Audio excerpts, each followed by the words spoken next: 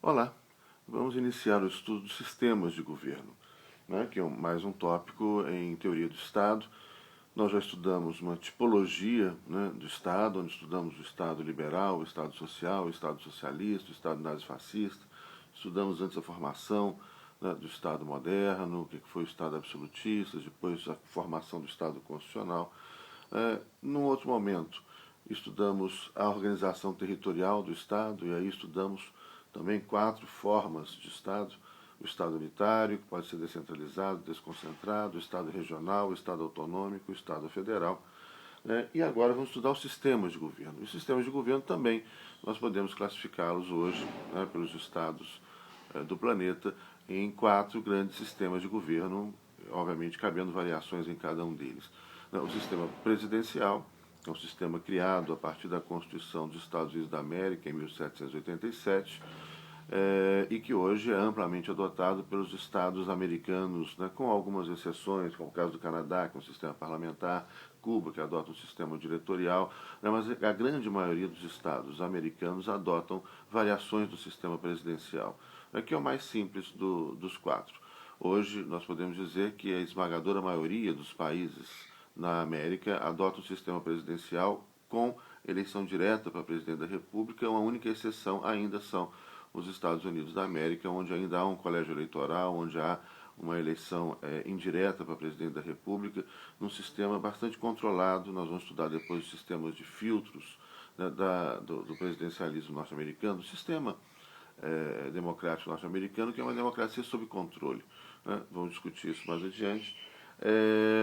O segundo sistema, o sistema parlamentar, criado na Inglaterra e que vem sendo desenvolvido, né, nos séculos, né, ele começa embrionariamente a partir do século XIII na Inglaterra. Hoje a grande maioria dos estados europeus adotam variações do sistema parlamentar. O sistema parlamentar, por ser um sistema mais complexo, né, ele não há nunca um sistema parlamentar exatamente igual ao outro.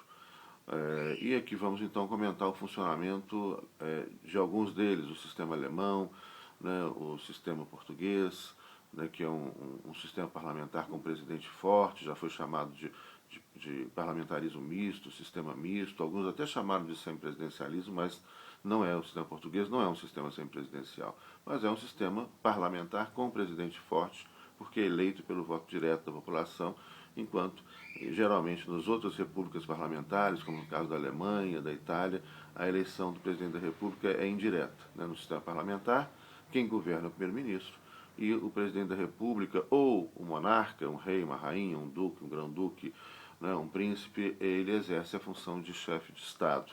Então, mais um detalhe com relação ao sistema parlamentar é que só no sistema parlamentar, ou só o sistema parlamentar, convive com ainda instituições monárquicas. Então, o sistema presidencial, majoritariamente na América, né, o sistema parlamentar, majoritariamente na Europa, e a gente pode dizer que é o sistema que mais tem se expandido. Né? Depois, o sistema semipresidencial, que é uma criação francesa da Constituição da França de 1958, né? E posteriormente outros estados foram adotando algumas variações do sistema semipresidencial. Por exemplo, a Constituição da Venezuela estabelece algumas instituições semelhantes, inspiradas no sistema semipresidencial francês. Né? O sistema semipresidencial se caracteriza por um governo bicéfalo, ou seja, enquanto o sistema presidencial, quem governa é o presidente da República; no sistema parlamentar, quem governa é o primeiro-ministro; no sistema semipresidencial, governam simultaneamente o presidente e o primeiro-ministro.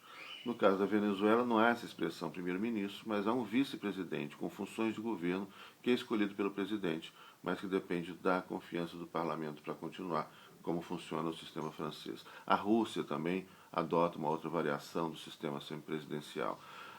E, por fim, o sistema diretorial. O sistema diretorial, que é uma radicalização do parlamento. A gente tem um superpoder legislativo.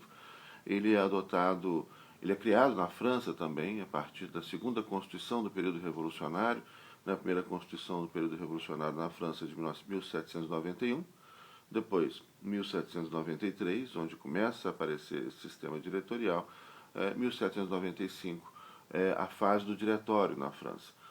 Importante lembrar que dessas constituições, 1791 é uma Constituição girondina, de direita, 1793 é uma Constituição jacobina, democrática, de esquerda, mas num período de um governo, o período do terror, né, de um governo do Robespierre que enlouqueceu no poder, morreu, né, muita gente, muitas cabeças foram cortadas, né, pelas guilhotinas na França. 1795 volta um governo de direita, elitista, que acaba com a pretensa democracia prevista na Constituição de 1793. Napoleão Bonaparte, que se torna general nesse período, leva o sistema diretorial para a Suíça invadido. E a Suíça mantém um sistema diretorial até hoje. O sistema diretorial é marcado por um superparlamento escolhido pelo povo, um executivo que é um órgão do parlamento e um poder judiciário autônomo. Hoje adotado na Suíça, em Cuba e na China. Vamos estudar o caso suíço e o caso cubano. A gente pode representar graficamente esses sistemas de governo da seguinte maneira. Aqui os meus desenhos. Né? Aqui, no primeiro, a gente teria o sistema presidencial, onde há uma plena separação de poderes, uma independência e harmonia entre esses poderes, né, estabelecido pela criação de mecanismos de freios e contrapesos, que no direito norte-americano, né, é chamado de mecanismo de checks and balances, que vai permitir, então, o equilíbrio entre os três poderes, executivo, legislativo e judiciário, né, separados, independentes, mas harmônicos, que vão se autocontrolar. E é a partir do adequado funcionamento desses mecanismos de freios e contrapesos é que nós teremos um equilíbrio entre esses três poderes. A segunda representação gráfica, está aqui o executivo, o legislativo, o judiciário. Essa interseção aqui é o que marca a característica central do sistema parlamentar, que é a possibilidade do executivo, a qualquer tempo, dissolver o parlamento, convocando novas eleições, né, ou o parlamento, a qualquer tempo, derrubar o primeiro-ministro e o seu gabinete por maioria absoluta dos deputados. Então, essa interseção significa essa proximidade, essa fiscalização e essa possibilidade, então, de interromper o mandato do executivo, né, o primeiro-ministro e o seu gabinete, ou do legislativo. Um pode interferir no outro, depois nós vamos ver como é que funciona com detalhes o sistema parlamentar. O último aqui dessa, eu tenho esse aqui que é a representação gráfica do sistema semipresidencial. Executivo bicéfalo, então tem o presidente eleito pelo povo para um mandato fixo, né? Ele não pode ser derrubado pelo parlamento, mas tem um outro executivo, então é um governo bicéfalo, os dois governam juntos, presidente e primeiro-ministro. O primeiro-ministro é escolhido pelo presidente, mas o primeiro-ministro pode ser derrubado pelo parlamento. Então, o que vai dar uma forma de funcionamento desse sistema muito interessante, que também a gente vai estudar, né, num vídeo mais adiante, que dá com formações diferentes. A gente tem momentos, quando o presidente tem apoio do parlamento, a gente tem um presidencialismo de fato, né, como ocorreu na França de Sarkozy, por exemplo, ou hoje na França com o presidente François Hollande. Né, quando o primeiro-ministro é quem tem apoio do parlamento, a gente tem um sistema parlamentar, de fato, o primeiro-ministro aparece mais.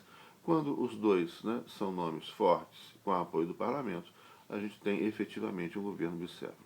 Nós vamos estudar esse sistema mais adiante, que causa, inclusive, a um outro dado muito interessante, que é o que os franceses chamam de coabitação.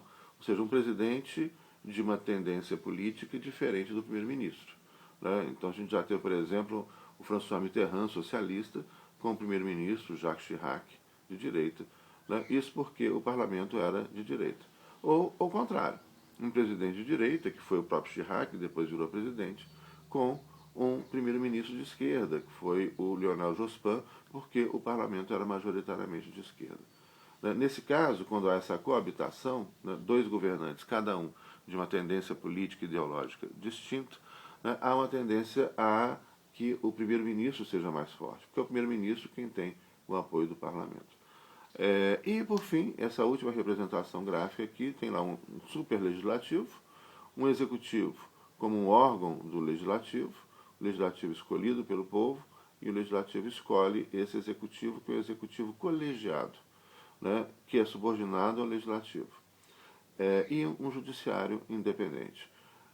essa formatação é do sistema diretorial e que nós vamos estudar mais adiante o funcionamento cubano e o funcionamento da Suíça, né? O sistema diretorial cubano e o sistema diretorial suíço.